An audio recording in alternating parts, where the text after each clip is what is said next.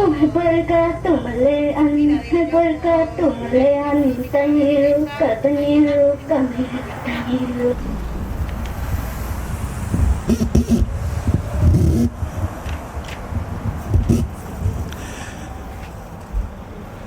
Marri Marri Peñi, Marri Marri Lamiem, Marri Marri Compuché, Inche, Guillermo Cotal Ponce, Quimelfe, de Historia y Ciencias Sociales, presidente de la ONG Pueblos Originarios, Memoria y Sociedad.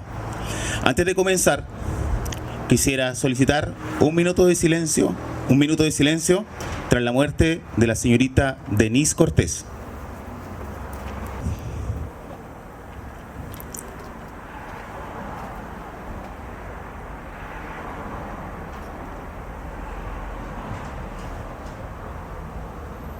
Primero que todo, muchas gracias por su asistencia en nuestra primera intervención en la comuna de Lampa.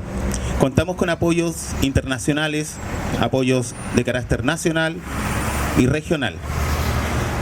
Desde la academia, desde líderes indígenas y desde personas que tienen relación con la política hoy en día. Evidentemente nosotros somos la primera ONG en Chile que le va a dar una real importancia a los pueblos originarios que habitan hoy en la urbe, ¿ya? Entendiendo de ahí, tomando de una forma transversal,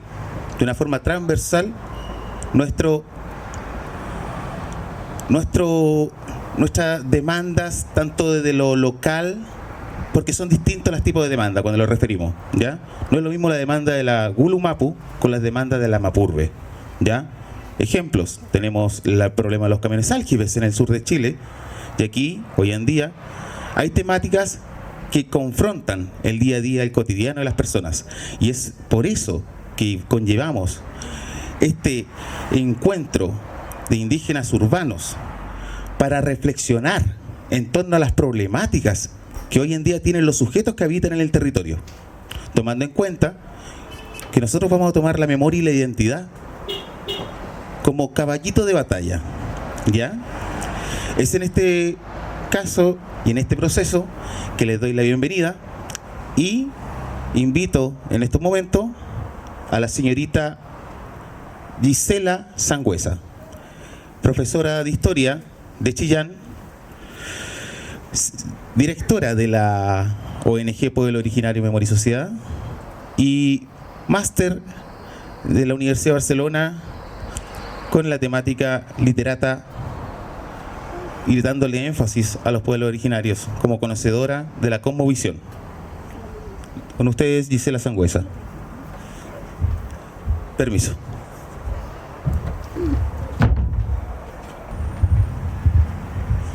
Marri Marri Compuché, Pichiqueché y Huechequeché. Bueno, según el programa, yo me animé a hablar con ustedes, a tener un pequeño diálogo respecto de lo que significan las estéticas en nuestro cotidiano como pueblos, como culturas. Y el título dice: Aproximación a la valoración artística de los pueblos originarios de Chile, un enfoque estético para comenzar desde la raíz. Y como les decía, ¿no es cierto? Buenos días, Marri Marri, a todos los presentes. En nuestro primer encuentro, primer conversatorio de pueblos originarios, hoy, un 12 de octubre. Jamás nos olvidemos de esa fecha. Hoy es el 12 de octubre. ¿Cómo nos aproximamos a esa valoración artística de los pueblos originarios, enfocándonos en una estética desde la raíz, desde sus orígenes? ¿De qué hablamos cuando nos referimos a ello? Pues nos referimos a los símbolos, a aquellos íconos representativos de un pueblo, de una cultura. El signo tiene una denominación de origen, una bandera, una greca, una combinación de colores, una forma o estilo en el vestir. Todos estos símbolos nos hablan de nuestra ancestralidad. Contienen en sí mismos una memoria, el tesoro de nuestra existencia. Es por ello que nuestra ONG es la primera que se preocupa de los pueblos originarios en ambientes urbanos, pensando desde esa estética del vivir en la ciudad, su modernidad y posmodernidad, que a veces no nos dice nada, ¿verdad? O muy poco de quienes habitan los territorios de la urbanidad. No nos dicen nada de esa cosa múltiple que vivimos todos, ¿verdad? De nuestros colores, de nuestras esencias. Un símbolo de un pueblo no es un fetiche, sino el torrente espiritual de un pueblo. Una cultura y ese espesor del espíritu tiene un valor que no se puede medir. Ese es el tesoro de un pueblo. Su cultura no tiene un valor monetario, responde a una ética, a una filosofía cosmológica que va más allá de nuestros sentidos.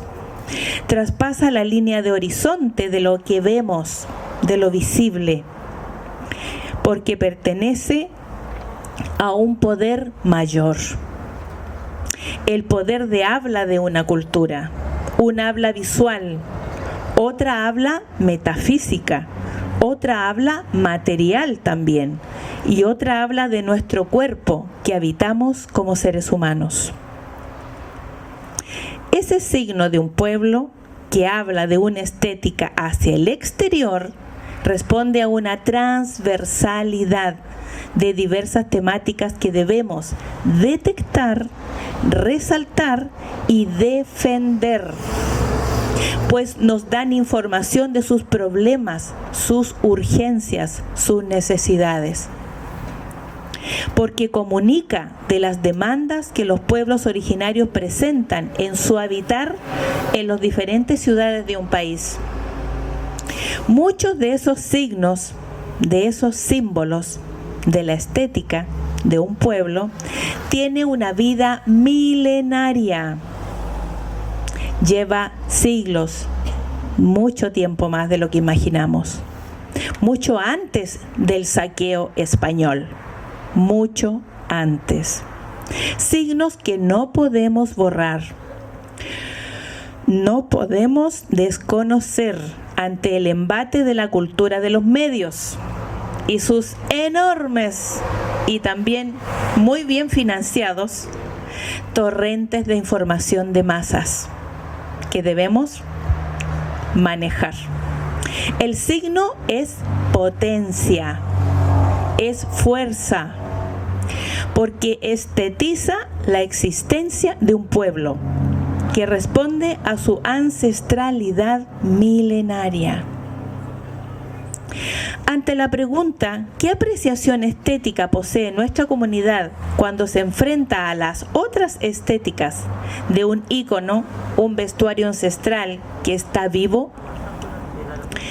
Toda visión, apreciación de los pueblos ancestrales está cargada de valores y tiene por misión tejer nuestro sentido de fuerza relacional, las relaciones entre todos. Potencia de clan que asume un valor de vida para un grupo. La participación ciudadana indígena hay que tomarla en cuenta entonces en forma democrática, porque se debe hacer partícipe a todas las comunidades en esa abstracción estética, para que esa participación ciudadana sea genuina. Debe edificarse desde principios educativos sólidos, de tal manera que podamos educar horizontalmente a todos de forma plurinacional y pluricultural. ¿Cómo era esa educación de nuestros pueblos originarios en su origen? Se levantaba en un sentido holístico, circular, en torno al fuego, que simbolizaba y sigue simbolizando el calor de la sabiduría. En torno a ese bello fuego crecía el diálogo, el arte de la conversación, de saber escuchar y saber contar historias. Historias que hablaban de aquella misma estética de un canto, la estética de un color azul, de una danza, de una invocación a los espíritus superiores. Por eso es importante la descolonización, esos poderes verticales para armar una sociedad de polipoderes y polidimensiones, estéticas donde todos cabemos, todos. Porque en ese círculo todos caben por igual. Ese es el llamado y mandato del saber ancestral. Por eso, autoidentifícate, autoedúcate en saberes interculturales. Frente al espejo, tú eres esa propia estética de la ancestralidad. Mírate al espejo. Observa tus rasgos. En tu rostro habitan los antiguos. Más mestizos o quizás menos mestizos, da igual, pero habitan los antiguos. Allí está tu pasado y tu presente y lo que vendrá frente a ti para levantarse frente al mundo. Gracias.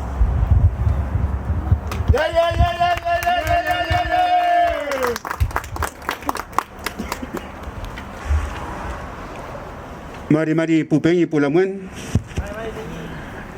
Inche Jaime Cayuqueo Piñén, Inche Guarria Lampa, Winculwe Lonco Mapuche, gestor cultural, y hoy día voy a hablar sobre el Che. Me refiero al Che, si juntamos con otra palabra que se llama Mapu Che. Quiero ver contar más o menos el comportamiento que ocurre entre el Che hacia el Mapuche, Y para eso traje un poco de historia. El año 2018, el 15 de septiembre del 2018, el Estado chileno ratificó el convenio 169, el 15 de septiembre. El 15 de septiembre del 2009 entró en vigencia. ¿Y qué pasó ahí?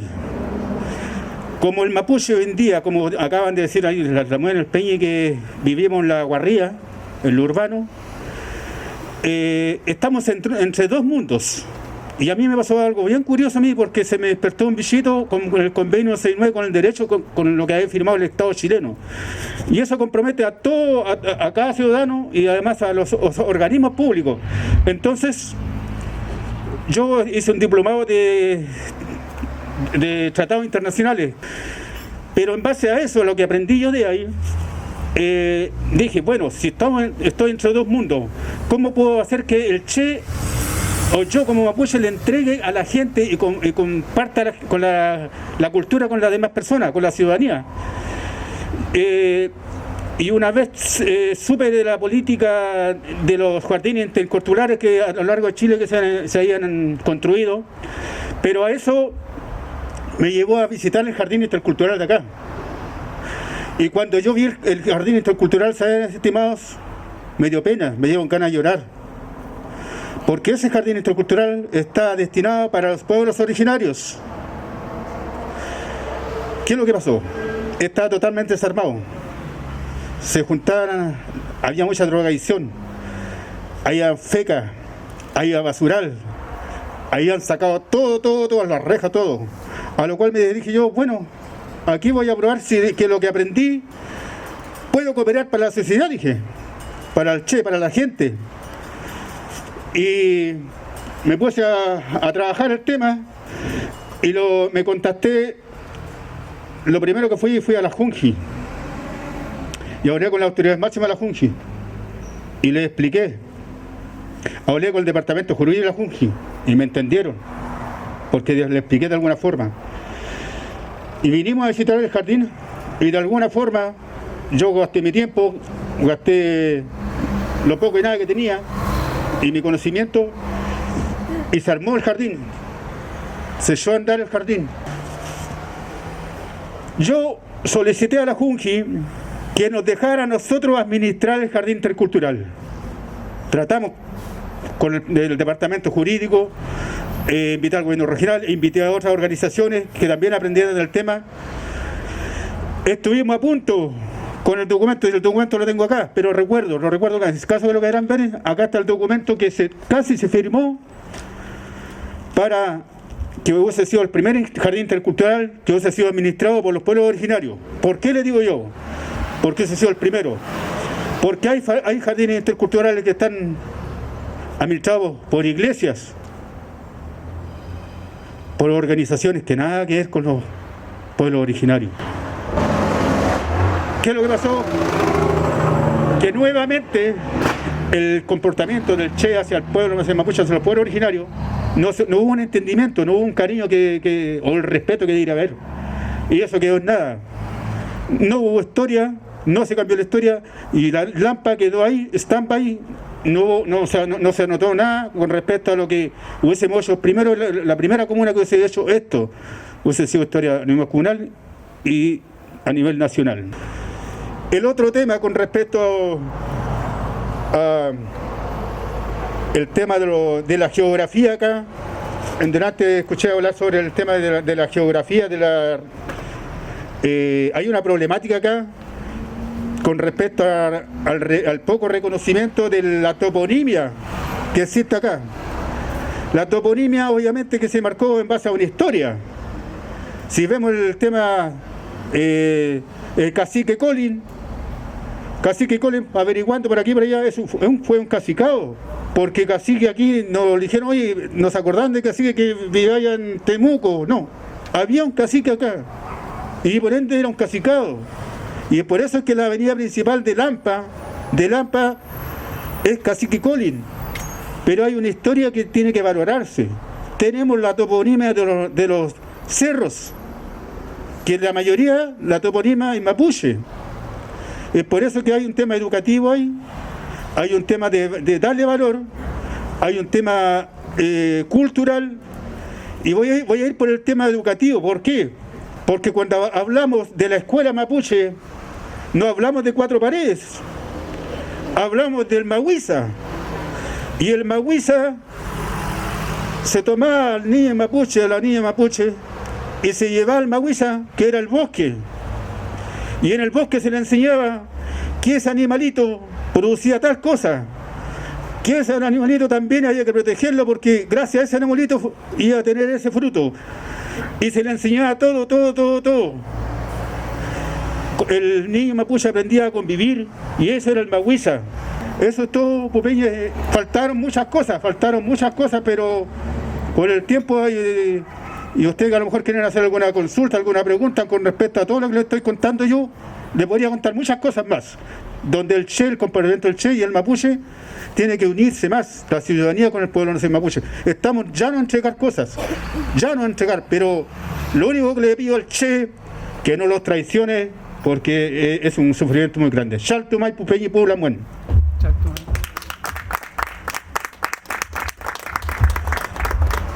Chaltumay, Blanco Cayuqueo. Bueno, no vine a hacer una buen día. No vine aquí a decir voten por mí o conózcanme, sino muy respetuosamente a ver cómo partía este primer encuentro y a contarles también desde la más profunda humildad que en mi trayectoria como profesional he trabajado con un pueblo originario, que no es el pueblo mapuche, es el pueblo Rapa Nui. Trabajé 10 años de mi vida conociendo al pueblo Rapa Nui y entendiendo además que era imposible hacer cualquier intervención estatal sin el respeto a su lenguaje, a su cosmovisión, a sus creencias y a su forma de mirar el mundo. Y creo que eso se hace extensivo a todos los pueblos originarios. Y creo además que la Convención Constituyente nos da una gran lección de cómo debemos respetar a nuestros pueblos originarios, que estén presentes en todos los espacios políticos. Y por eso les quiero contar que mi compañero de lista, a quien ustedes conocen y que va a estar más ratito con ustedes, Alberto Pizarro Chañilao, es primera vez que un representante del pueblo mapuche va de candidato a senador de la República. Y eso a nosotros como comunidad política, como partido político, nos llena de profundo orgullo. No solo porque está Alberto, sino que además está también nuestro querido Hilario Huiref en la región de la Araucanía, y porque también está Pedro Huichalaf en la región de Valparaíso. Lo que les quiero decir es que nuestra comunidad política no solo empatiza, entiende y siente una responsabilidad respecto de la deuda que tenemos con nuestros pueblos originarios, sino que no lo queremos hacer desde una visión paternalista, como diciendo nosotros los vamos a representar, sino que los mismos hermanos mapuche están optando hoy día para representar a su pueblo, a su gente, en los futuros legislaciones y devenir del pueblo de Chile. Así que les quiero agradecer este espacio. Voy a estar muy pendiente cuando suban a las redes todo lo que aquí se discuta. Y como les digo, desde la más profunda humildad y conociendo uno solo de los pueblos originarios, pero entendiendo que la palabra respeto, la palabra cosmovisión, la palabra ancestralidad es transversal a todos los pueblos, y que ojalá a nuestros hijos, a mi hija, eso también sea parte de su enseñanza para que sea una mejor persona, que conviva de mejor manera en un país plurinacional y diverso. Muchísimas gracias.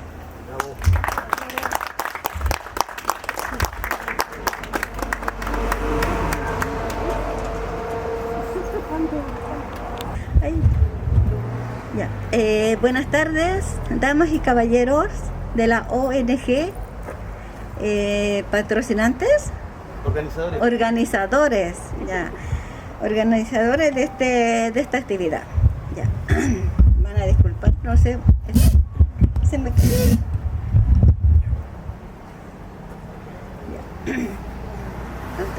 Autoridades presentes. Agradezco la invitación. Soy Lourdes Alanis Murguía, nacida en Potosí, Bolivia, hija de padre aymara. Ya. Llegué acá a Chile como el 1978. Llevo bastantes años. Estoy acá en Lampa, radicada acá en Lampa. Feliz de estar acá en nuestra comuna.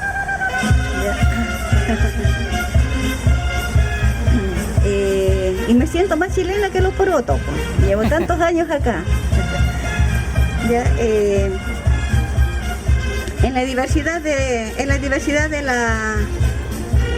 las culturas conmemoradas, un 12 de octubre más, que el país pueda cambiar y aceptar las diferencias y razas. Me he integrado felizmente en la comuna. Siento feliz de ser una lampina más. Muchas gracias, Hayaya, y si es posible tener un minuto de silencio por nuestra compañera que falleció, Denise.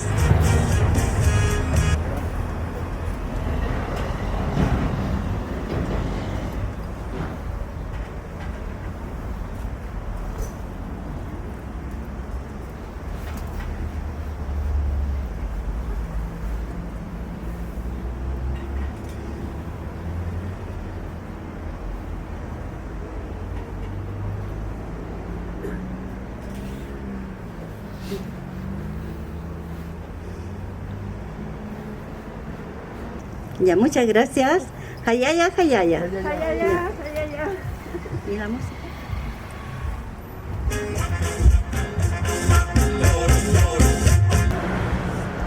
Marimari Compuche, Marimari Lamien, Marimari Wenui, Marimari Pichiqueche. Inche Elisa Millaquén, Piñentati, Inche Kimelfe Winkasugun. Lampa Mapumeu Tugun. Buen día a todos los presentes, hermanos, hermanas. Soy Elisa Millaquén. Soy profesora de lengua española. Agradezco infinitamente a la ONG Pueblo Originario, Memoria, Sociedad, a compartir esta reflexión por primera vez en nuestra comuna. Mi participación hoy día, más que teórica, es testimonial respecto del contexto urbano de los jóvenes mapuches y no mapuches en nuestra comuna.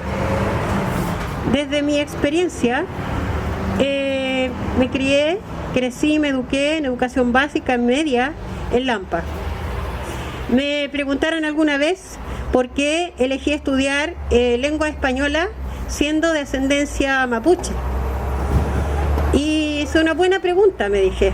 Me cuestioné y la verdad habían dos razones importantes. Una, mi pasión por la lectura, y dos, en una familia mapuche, donde tus padres hablan el mapuzungún y mezclan lenguas. Por ejemplo, mi padre decía, hija, páseme el cofque, por decirme páseme el pan, o saquen el ñarqui de la mesa, por decir saquen el gato. Comprenderán que yo tenía dos mundos, la escuela con su perfil occidental y mi familia, con su cultura, con sus valores de nuestros ancestros. La confusión era tremenda, y más todavía cuando mi madre decía que no podíamos hablar así en el colegio, estaba prohibido. Por tanto, por un lado, aprendía el idioma materno y por otro, hablaba mal, según mis profesores. Por esa razón, decidí estudiar español y enseñé a muchos alumnos, mapuches y no mapuches, a hablar el español. También desde ahí aprendí que la lectura de texto es la más importante herramienta para enseñar a pensar, sembrar conciencia acerca de la diversidad y finalmente llegar a una verdad histórica acerca de nuestra cultura, porque existe una verdad y es la nuestra, muy desconocida todavía en el ámbito escolar. Desde ahí comencé a trabajar, ¿cierto? Siempre desde una necesidad personal. Empecé a trabajar textos, pero me encontré con algo que me llamó poderosamente la atención, que los contenidos programáticos no consideraban el tratamiento de la cultura indígena en los textos escolares. Por lo tanto, tuve que comenzar a construir desde mi propia investigación. Así como, por ejemplo, la araucana, que me dio lugar a entregar mi visión de la realidad. Y ahí le pedía colaboración a mi hermano, que también era profesor de historia, ¿cierto? Y así, de forma práctica, él entraba a la sala, tocaba el trompe, un instrumento desconocido en un momento en que no había redes sociales todavía, y para los niños era asombroso conocer ese instrumento que era desconocido para ellos. A propósito de la importancia de los textos, en este momento, un nuevo 12 de octubre más, quiero leer uno que expresa, a mi juicio, la mirada nuestra de este descubrimiento de dos mundos, como se le ha llamado. Y cuenta en el fondo cómo vemos el día anterior al 12 de octubre y por qué no es motivo de celebración, sino un momento de reflexión. Hubo un tiempo en el que todo era bueno, un tiempo feliz, en que nuestros dioses velaban por nosotros. No había enfermedad entonces, no había pecado entonces, no había dolores de hueso, no había fiebres, no había viruela, no había ardor de pecho, no había enflaquecimiento. Sanos vivíamos. Nuestros cuerpos estaban entonces rectamente erguidos. Pero ese tiempo acabó, desde que ellos llegaron con su odio pestilente y su nuevo Dios, y sus horrorosos perros cazadores. Esa es nuestra mirada, nuestra historia, que no acaba con la llegada de Colón, que significó prácticamente el exterminio de nuestros pueblos, de nuestros territorios, nuestra lengua y cultura. Aquí estamos vivos y muy presentes, pero no ha sido así en el sistema educacional, porque la formación de los profesores todavía está incompleta al no reconocer las raíces y la cultura de su pueblo originario.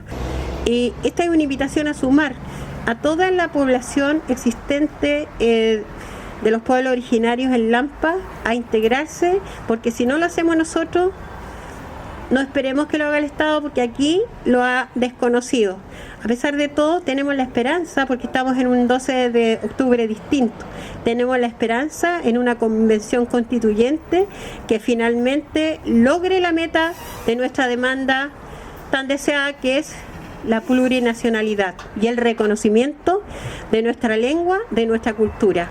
Sin nuestra lengua, ¿cierto?, nosotros morimos como pueblo. Así es que Amulepe Tain Raquisuam, que siga nuestro pensamiento. Muchas gracias. Saltumay.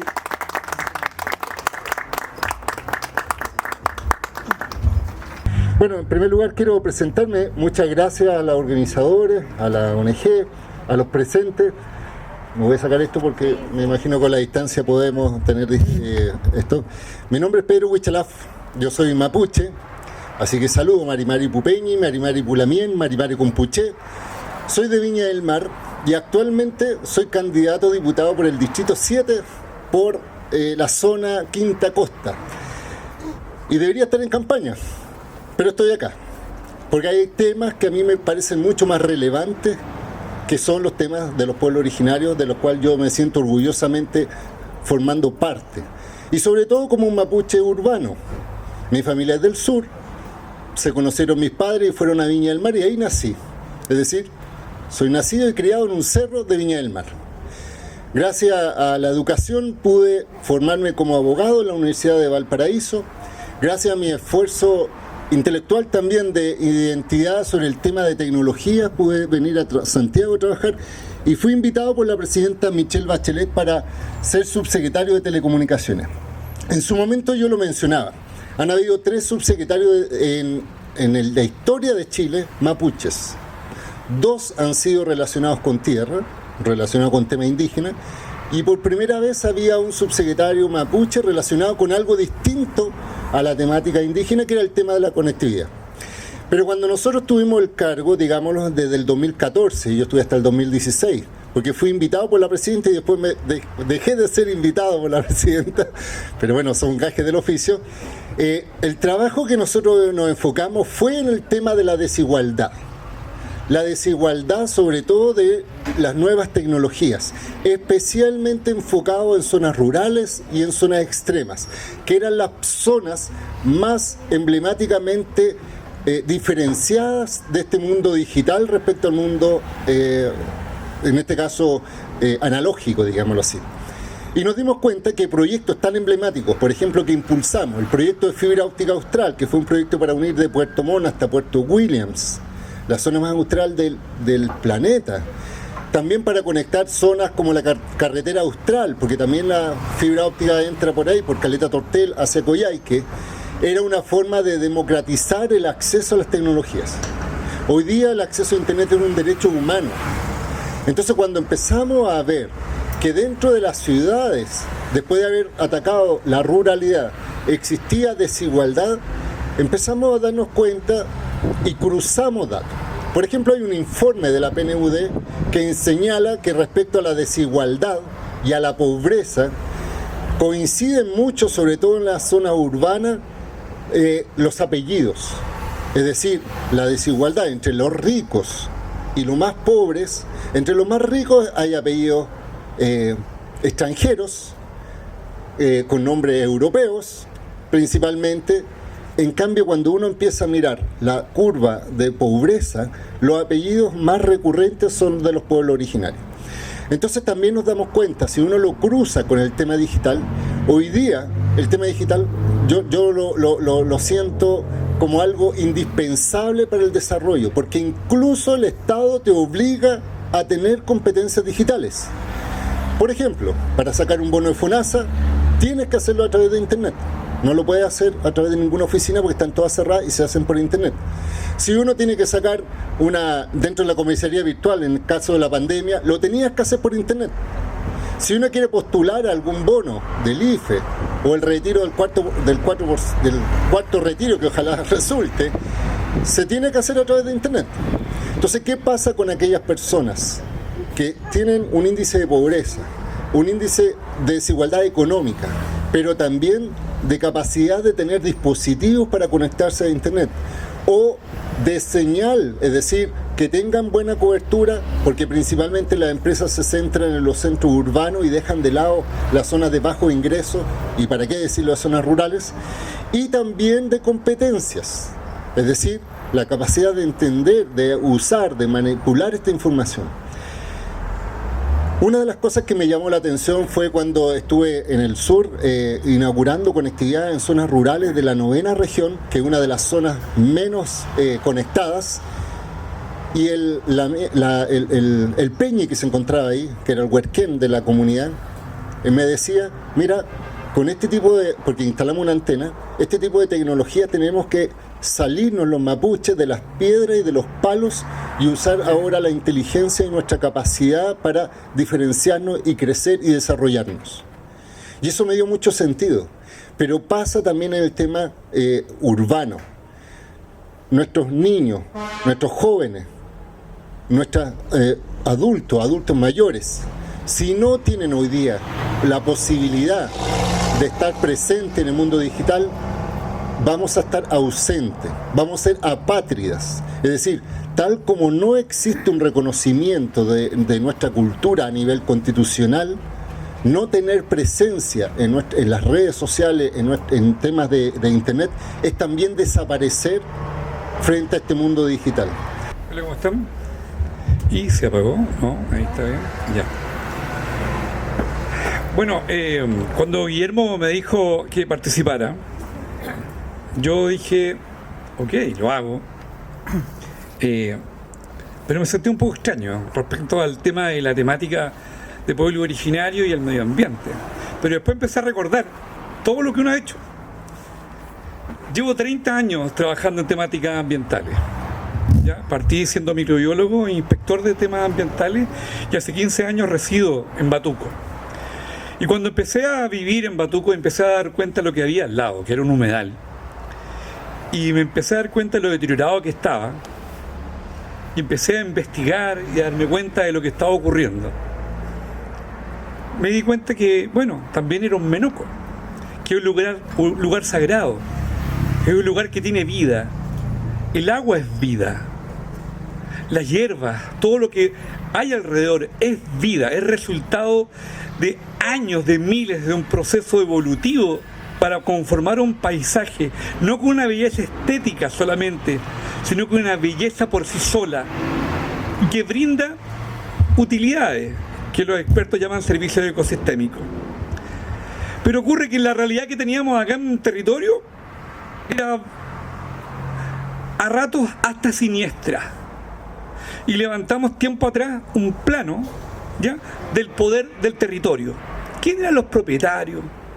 ¿Por qué se tomaban decisiones políticas a favor de un personaje? Y este plano lo empezamos a extender y se nos fueron repitiendo los apellidos. 1, 2, 3 y los partidos políticos también. ¿Ah? Y empezamos a darnos cuenta que había una red, que perfectamente podríamos hablar de una red de corrupción, ¿ya?, para que los bienes naturales comunes fueran usados de forma privada. Y ahí cae el tema. Sin Mapu no hay tierra, ¿no es cierto? Y sin Co no tenemos agua. Batuco, Batru es una totora, Co es agua. ¿Ya? Hay dos totoras más, la Tifa y otra. O sea, nos quedamos sin Batu y nos quedamos sin Co si dejábamos que las inmobiliarias, proyectos mineros y otros estuvieran en el territorio.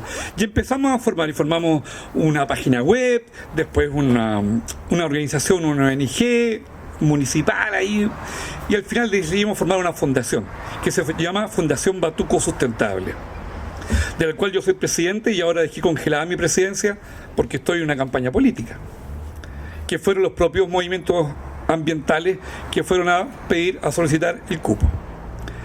Soy miembro de Comunes, de un partido político nuevo, y me incluí en ese partido hace 1 año y medio, 2 años atrás, porque recibía alrededor de 8 amenazas al día. Eso es lo que pasa cuando uno se mete se entromete en temáticas ambientales. Soy miembro de Modatima y he sido vocero de la provincia de Modatima. Pero pues bien, cuando elaboramos esta fundación nos empezamos a dar cuenta que pasaban cosas y empecé a llamar a otros amigos de otras fundaciones, de otras organizaciones, de otros territorios, de Arica, Tierra del Fuego, etcétera. Y ellos les pedimos, ustedes también llamen a otros para ver si podemos formar una red de protección en este caso. Y formamos la Red Nacional de Humedales, que estamos de Arica a Tierra del Fuego. Ya hace 2 años atrás cambiamos el nombre, dado que empezaron a ingresar muchas comunidades de pueblo originario y ahora se llama Red Plurinacional de Humedales. Estuvimos peleando la ley de humedales urbanos, donde en esa oportunidad nos tocó exponer me tocó representar a la red junto con una comunidad de pueblos aymara. Y ellos me decían que cómo era posible que una minera llamara a un grupo, una gran consultora española, para que les indicara a ellos cómo vivir en un salar, ¿ya?, con menos agua. Y el hermano me decía, ¿cómo me viene a decir a mí? Me decía, ¿cómo vivir si llevamos más de 1000 años viviendo en el territorio? Entonces, evidentemente, seguimos ahondando, seguimos formando este tejido. Cuando nosotros salimos a la calle a protestar, no es casualidad que lleguemos a más de 1 millón de personas en las marchas. La vida privada del agua priva de agua a la vida. La vida privada de la tierra priva a la tierra de vida. Y así es dado. Cuando hablamos de que no es sequía, es saqueo, el saqueo no solamente ha sido el agua. El saqueo ha sido en todo ámbito. Nos incorporaron a sangre y a fuego un modelo económico, hedonista, exitista, donde muchos pasaron incluso de la ecología a la egología, ¿ya? Donde jóvenes de Lampa o de otras comunidades, a mí me ha tocado por mi pega estar en Bolivia, estar en otros lugares, y en Perú muchos cabros trabajan para comprarse una gorra que diga Lima o diga, no sé, Tacna.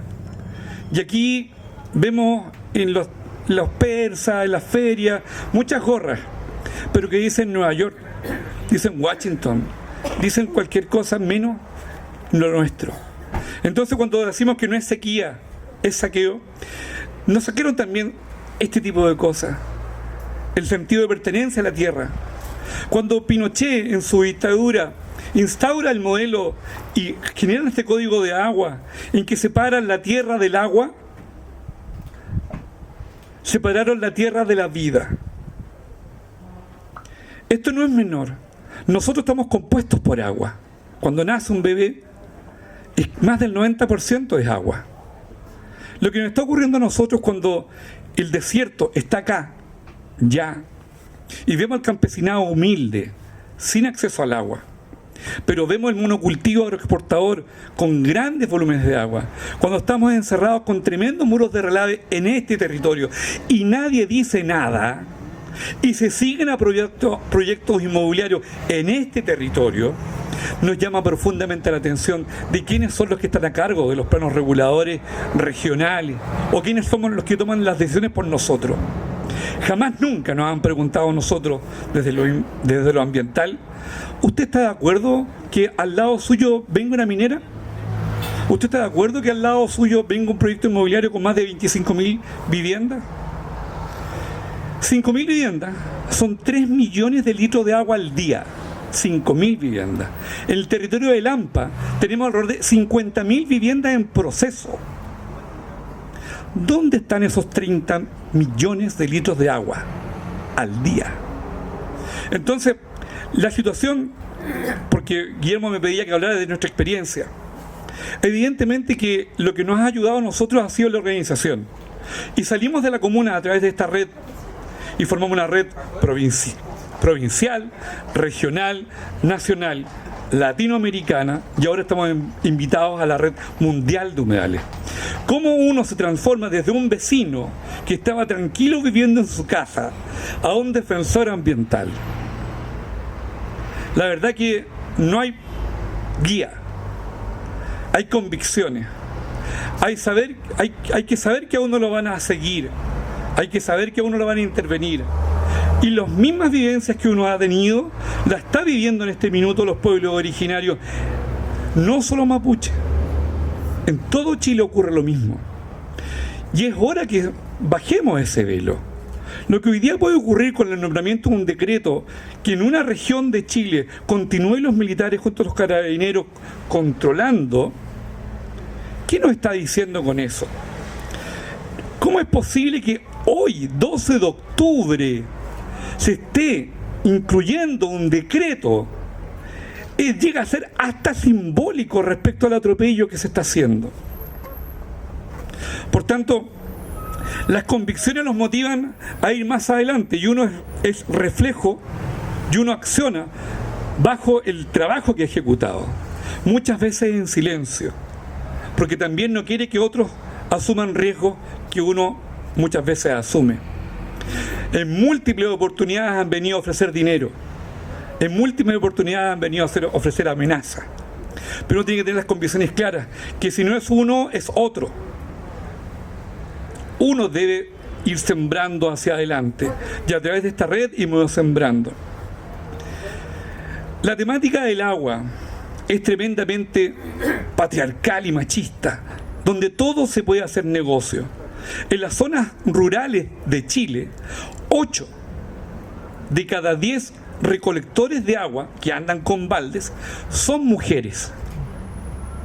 Por tanto, además de toda la estructura patriarcal que tenemos en este país, agregamos otra cosa más, la recolección del agua.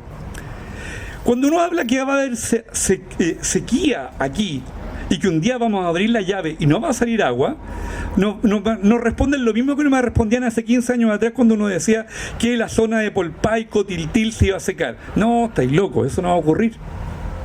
Estamos a poco tiempo que pueda ocurrir. El último estudio de la Universidad de Chile indica que el desierto va a llegar a Talca el 2040. El 2040, no nos queda tanto. Y sin embargo, no existen aún medidas profesionales, técnicas y con el conocimiento de los pueblos originarios de cómo ir a controlar esas situaciones que se producen. ¿Lo vamos a poder hacer si seguimos haciendo lo mismo? No. ¿Cómo entonces lo vamos a controlar? ¿Cómo lo vamos a hacer? Dentro de nuestras propuestas es generar una nueva institucionalidad en temas ambientales. No es posible que, cuando decía el amigo del tema de telecomunicaciones, que nos convocan, ¿no es cierto?, a participar de ciertas labores ambientales, la autoridad, pero son todas participaciones con efecto placebo, porque la verdad que nos invitan a comer galletas, a tomar jugo o café, y después a la media hora nuestros argumentos pasan en un cajón y continúan haciendo lo que ellos desean. Por tanto, es necesario cambiar toda la estructura y que las comunidades sí tengan injerencia, decisiones en su territorio. Hay gente acá que lleva viviendo 100 años, familias que llevan viviendo 100 años en ese territorio, y han visto cómo ha cambiado el paisaje, el panorama. ¿Qué le vamos a decir a un campesino humilde de acá? ¿Qué va a hacer usted sin agua? ¿Qué haríamos nosotros sin agua? Entonces, bajo esa figura, bajo esa expectativa, el Menoco, el humedal de Batuco, que es un humedal que llegaba a Independencia con Vespucio, a la falda del Cerro Renca, hasta el aeropuerto Pudahuel, y que ha sido drenado, cubierto, soslayado, han construido encima 1001 cosas. Y estamos nosotros salvaguardando nuestro expediente que nos demoramos 2 años en construir con 3 universidades para que sea salvaguardado la laguna de Batuco y un perímetro de la laguna. Pero así como eso, hemos hecho múltiples expedientes en todo Chile. Hay gente que me conoce solamente por el trabajo de Batuco, pero hemos estado trabajando a nivel nacional respecto a la temática, incluyendo los pueblos originarios. Porque el conocimiento que uno pueda tomar en la vida no es para uno, es para repartirlo.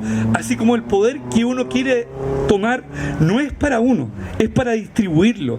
Y la distribución se hace sobre la base de cabildo, sobre tomar el parecer del otro, en formar comunidad, unidad. Es complejo el panorama que se nos viene, pero no por eso no podemos dar la lucha. Nosotros como ATIMA hemos salido adelante. Tenemos un gobernador ya en la quinta región que está dando una tremenda pelea. Y indudablemente que nosotros queremos aspirar a poder tomar decisiones en el territorio. Los relaves que tenemos en la provincia, si los sumamos, son más grandes que la comuna de Santiago, con volúmenes de agua importantísimos. Y no nos damos cuenta porque los tapan, nos cubren los cerros. El movimiento ambiental, como los movimientos de pueblos originarios, ha sido invisibilizado. No es casualidad que tengamos que nosotros estar batallando día a día de cómo informamos. Lo mismo le ocurre a los pueblos originarios. Y lo único que nos queda es la marcha, es el testimonio, es la denuncia. Pero cuando tenemos una autoridad y un Estado que obedece a las políticas de mercado, porque los políticos que están en esos cargos están gracias a la subvención económica de un empresario, se aprueba Dominga, se aprueba Pascualama, continúa Soquimich, continúan drenándonos el mar con las pesqueras, continuamos con las forestales. Las forestales, con la ley 701, nosotros casi pagamos el 70% de todo su quehacer. O sea, uno podría ser responsable de la tala indiscriminada de bosque nativo a través de una forestal. ¿Y por qué ocurre? ¿Por qué nadie le pone el cascabel al gato en esas forestales? Es porque los señores forestales financiaron estos 30 años de política de un modelo político que, bueno, hace 2 años despertó. La batalla es grande, pero no por ello menos apasionante. Tenemos que seguir adelante, tenemos que seguir con la alegría de una hermosa batalla que nos está brindando. Como decimos, el agua es un derecho, no un negocio ni un privilegio. La vida es un derecho y cuando nos privan de agua, nos privan de vida. Muchas gracias.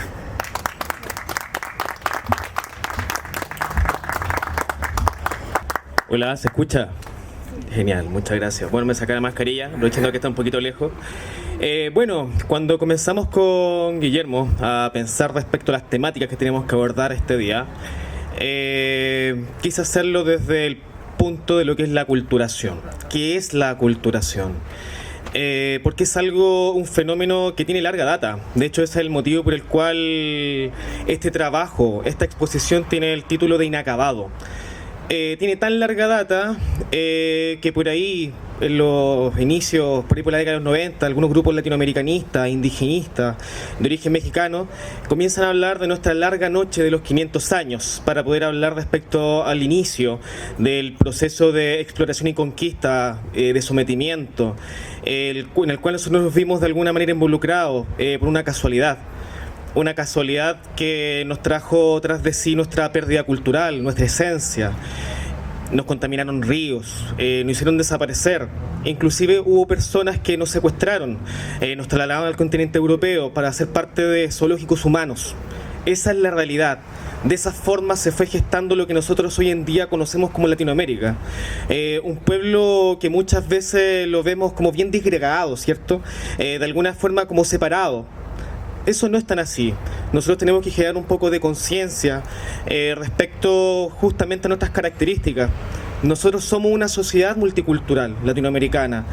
Somos una sociedad en la cual nosotros tenemos que hacer un llamamiento respecto a nuestra reorganización hacia los pueblos, hacia un llamamiento respecto a salvaguardar y salvar esa cultura que de alguna u otra forma se ha ido extinguiendo desde estos 500 años, digamos, desde el inicio de esta larga noche que recién les mencionaba.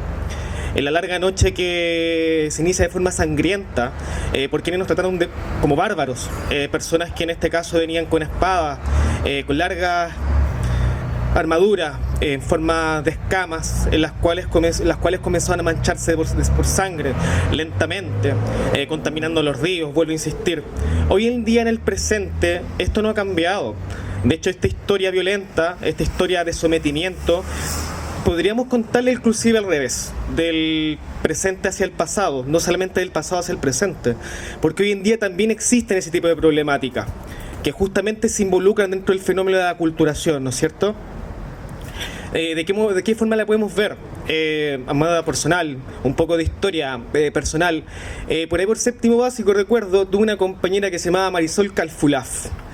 La trataron de india, la trataron de mapuche, como si fueran ofensas. La Marisol terminó perdiendo su lengua, dejó de hablar mapungún, dejó de manifestarse culturalmente, lo cual provoca un mutismo, y un mutismo que todos nuestros pueblos originarios comenzaron a trazar dentro de su línea histórica desde hace mucho tiempo, porque no es presente, porque eso también es pasado, y comienza a ocurrir por ahí cerca de 530 años, por ahí por el 12 de octubre de 1492, cuando comienza a instaurarse un modelo cultural occidental. Ahora, ¿por qué aculturación? En el presente nosotros vamos a encontrar muchas Marisol Calfulaf. Motivo más que suficiente para poder realizar cuestionamientos respecto a lo que es el modelo educativo chileno, el cual, como muy bien decía con la concejala Elisa Millaque, no es tratado como corresponde dentro de las políticas gubernamentales en materia educativa. Son tratados de manera muy magra, de manera muy simplista. Hoy en día no existen grandes proyectos los cuales hablen respecto a modificación de modelo de proyecto educativo, institucional, de un establecimiento educacional, y es justamente el Estado donde de alguna manera tendría que salvaguardar y ejercer leyes para poder hacer y garantizar ciertos contextos culturales a los cuales nos encontramos sometidos. Nosotros nos encontramos hablando respecto a la ley de inclusión de escuela. Acá tengo un pequeño torpedo, el cual vamos a hablar respecto al punto F del modelo de lo que vendría siendo la ley de inclusión hoy en día en Chile. En su punto F, cuando habla de diversidad, dice: el sistema educativo debe promover y respetar la diversidad de procesos y proyectos educativos institucionales, así como la diversidad cultural, religiosa y social, familiares, que han elegido un proyecto diverso y determinado y que son entendidas por él, en conformidad a la Constitución y las leyes. En los establecimientos educacionales de propiedad o administración del Estado se promoverá la formación laica, esto es respetuosa, de toda expresión religiosa, y la formación ciudadana de los estudiantes, a fin de fomentar su participación en la sociedad. Esto quiere decir que debe respetarse el origen cultural de nuestros estudiantes. Eso no es así, como lo hemos visto y hemos estado discutiendo durante toda la mañana. ¿Qué es lo que ocurre? Chile firma hace algunos años atrás el convenio 169 de la OIT, en el cual se establece el más importante instrumento internacional que garantiza los derechos indígenas. Este convenio hace hincapié en los derechos del trabajo de pueblos indígenas y tribales, y su derecho a la tierra y al territorio, a la salud y a la educación. Hoy en día en el modelo educativo chileno no encontramos ningún punto en el cual se hable respecto a este convenio. Y eso es una problemática real, si hablamos respecto al cuidado que nosotros tenemos que tener respecto a nuestras culturas originarias.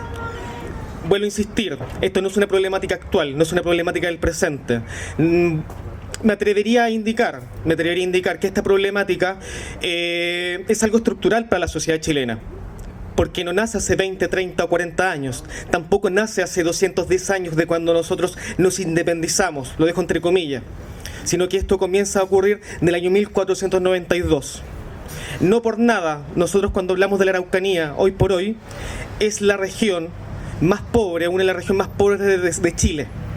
Y justamente es la región en la cual existen más centros penitenciarios y carcelarios a nivel país, lo cual nos habla de la forma indignante en la cual se ha ejercido mediante la fuerza, mediante la violencia, la pobreza en estos lugares, condenándolos a un sesgo, en este caso de marginalidad, provocando por ende, en consecuencia, la migración de población indígena acá en la región metropolitana. No por nada hoy en día la región metropolitana es la zona en la cual habita la mayor cantidad de población mapuche, siendo que esta no proviene de este lugar. Fueron obligados, producto de la pobreza, producto de la violencia. El día de ayer se firmó nuevamente un decreto en el cual se avala nuevamente aquel tema de la militarización de la Araucanía. ¿Bajo qué contexto? Bajo el contexto de la violencia, bajo ese sesgo de la violencia que se viene ejerciendo dentro de estos territorios indígenas desde hace mucho tiempo, desde mucho antes que nosotros nos conociéramos como república. Es tiempo de cuestionarnos justamente ese presente, y es por ese motivo que hemos querido congregarlos acá. Extiendo los agradecimientos de acá el presidente Guillermo Cotal a los de las personas que se quisieron hacer presentes dentro de esta discusión, dentro de esta dinámica, de este primer conversatorio, en el cual hemos querido trazar unas líneas para poder hablar respecto a esta realidad del indígena urbano en la actualidad.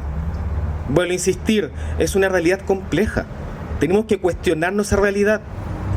Tenemos que cuestionarnos esa realidad no solamente desde Wallmapu, sino también que desde acá, de la denominada Mapurbe, donde nosotros estamos generando hoy en día cultura, donde justamente este tipo de instancias son símbolos de resistencia. Ocupemos estas instancias como símbolo de resistencia cultural. Cuestionémonos no de adentro, sino que de adentro hacia afuera, para saber identificarnos, autoidentificarnos inclusive, para saber nuestros orígenes. Parte fundamental dentro de estas discusiones y que hoy en día inclusive son parte importante de la panorámica que se está llevando dentro de lo que nosotros conocemos ya dentro del proceso constituyente, el cual tengo la confianza, y creo que varios de acá presentes tienen confianza respecto a que van a tener resultados positivos. Vuelvo a insistir, esto no es de ahora, esto es un fenómeno estructural y comencemos a verlo así, un poco para poder conocer nuestra historia. Muchas gracias.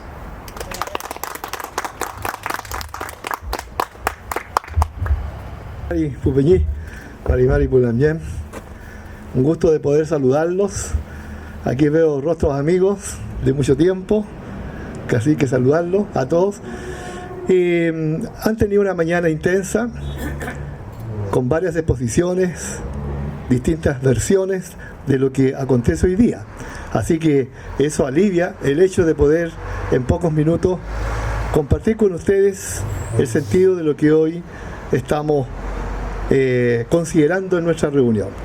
Hace 529 años, como ustedes saben, el 12 de octubre de 1492, este territorio que era desconocido en el mundo del siglo XV, plena Edad Media, fue descubierto por Cristóbal Colón.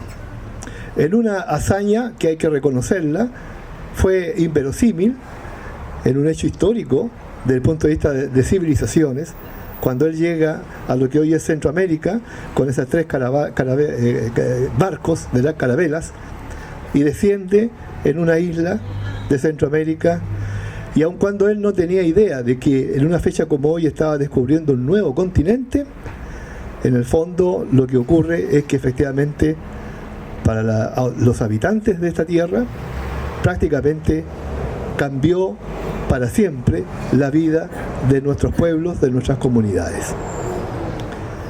Y han pasado 529 años. Y se ha dicho ya bastante esta mañana del significado de esos 529 años. Hoy día los pueblos indígenas en América Latina están integrados por cerca de 86 a 90 millones de habitantes. Somos 600 millones en toda América. Y los pueblos indígenas hoy día son 800 tribus, poblaciones y comunidades que conforman el país. En Chile tenemos 10 pueblos indígenas, de los cuales el más grande es el pueblo mapuche. 77% de la población indígena de Chile está compuesta por el pueblo mapuche. A lo largo de todos estos años, como ustedes saben, los pueblos indígenas han vivido todo tipo de dramas, todo tipo de violencia, situaciones que han afectado su estructura política, social, cultural, su espiritualidad, su historia. Han sido siglos de confrontación. Pero particularmente el pueblo mapuche, que estaba al final del continente, ¿verdad? Porque los españoles llegan acá arriba, a Centroamérica, y van bajando con el paso de los siglos hasta que llegan a América del Sur, a lo que hoy es Chile y Argentina, prácticamente en 1536. Por tanto, el pueblo mapuche es de los 6 o 7 pueblos de mayor consistencia histórica, entre los mayas, los aztecas, el imperio inca, el Tihuantinsuyo, etc. Quiero decirle una cosa que es muy importante. El pueblo mapuche fue el único y el último pueblo indígena que resistió la invasión española durante 300 años. Escuche bien, 300 años de conflicto.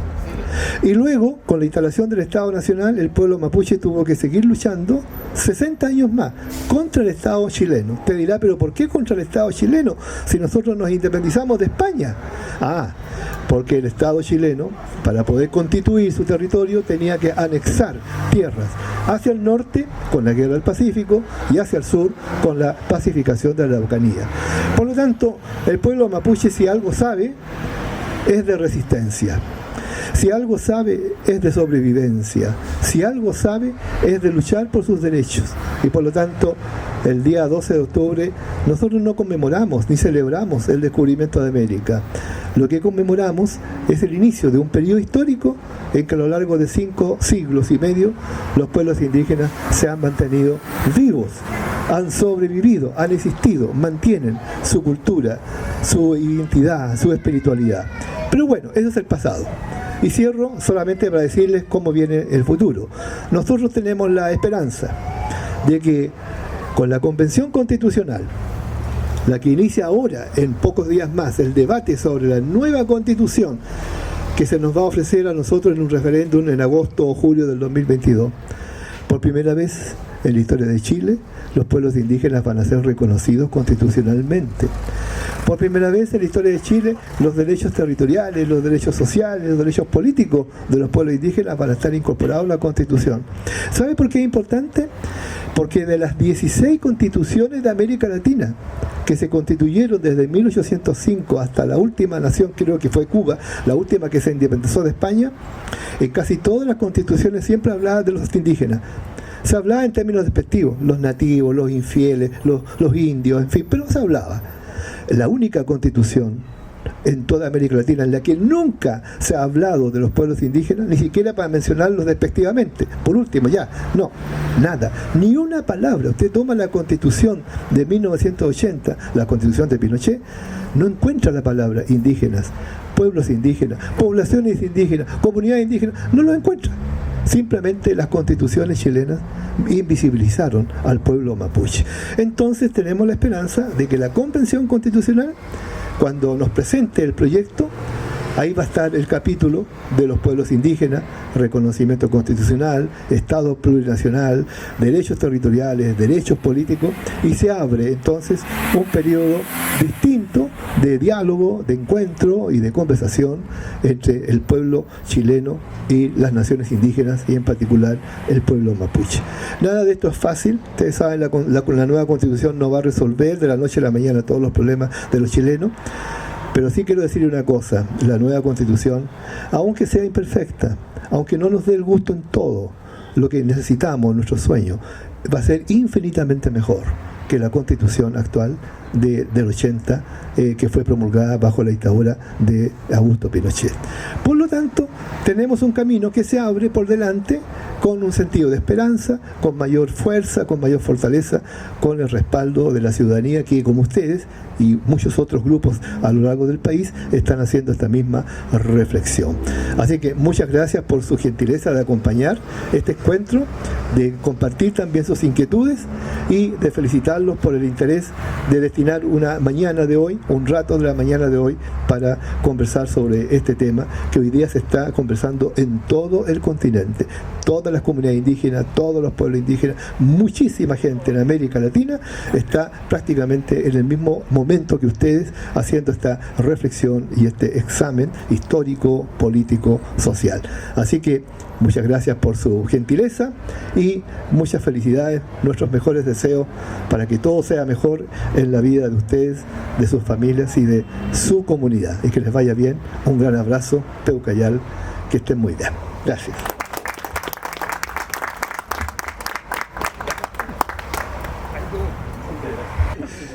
A continuación, la temática que voy a abordar se llama El rescate de la identidad del mapuche urbano, un análisis en relación territorial de los pueblos olvidados en la ciudad.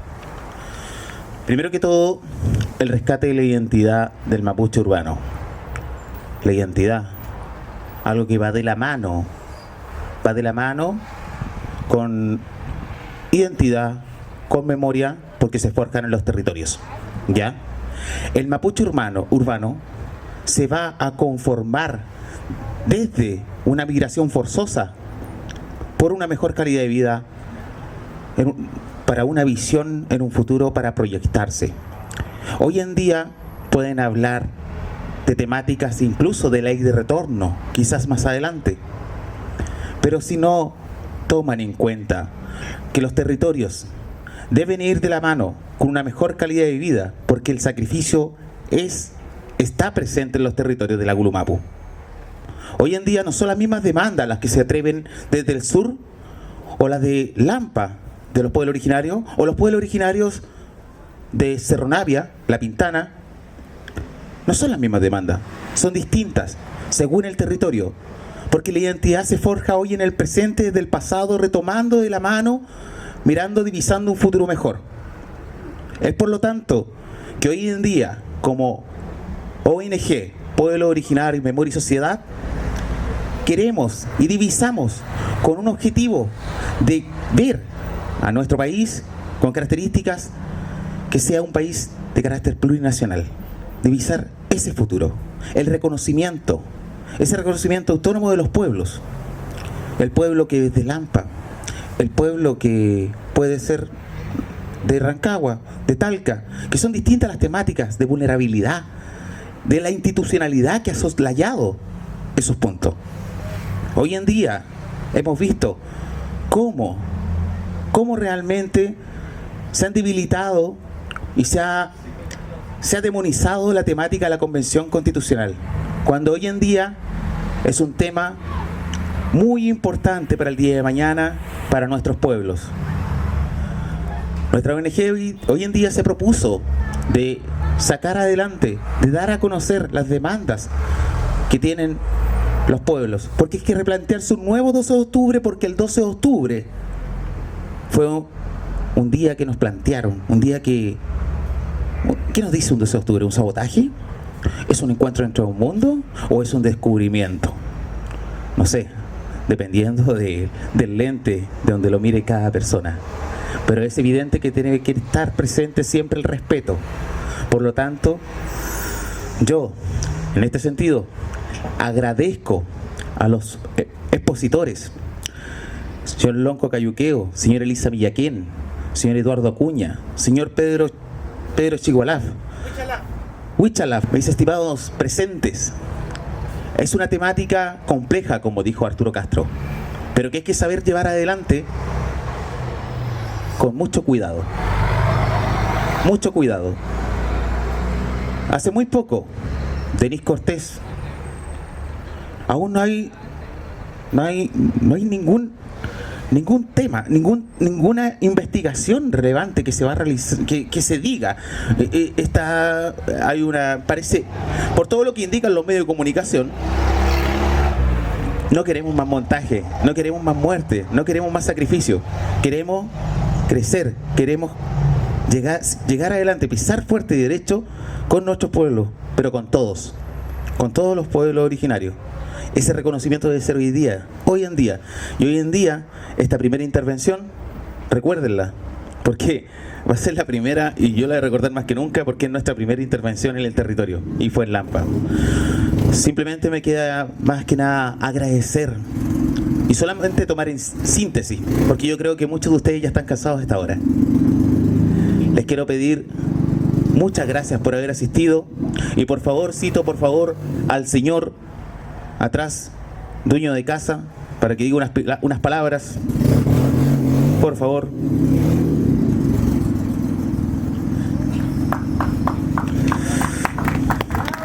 Gracias.